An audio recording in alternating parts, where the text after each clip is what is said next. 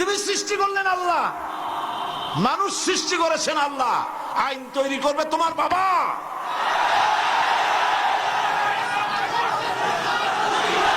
আইন তৈরি করবে কে? কে তৈরি করবেন? আল্লাহ রাব্বুল আলামিন আইন তৈরি করবেন। আরেকটি জিনিস লক্ষ্য করুন, এই পৃথিবীতে, থামুন, এই পৃথিবীতে একটা গাধার তৈরি করা আইন আর একটা গাধায় কিন্তু মানে না, ঠিক কিনা? একটা ষাঁড় আর একটা ষাঁড়ের আইন মানে না। গ্রামে দেখেন না, বিলের মধ্যে অনেক ষাঁড় ঘুরে বেড়ায়। একটা ষাঁড় তার ঠ্যাং উঁচু করে বলল, ভাইয়ের আমার, বোনের আমার, এই বিলের মধ্যে কেউ ডাক দিতে পারবে না আমি ছাড়া।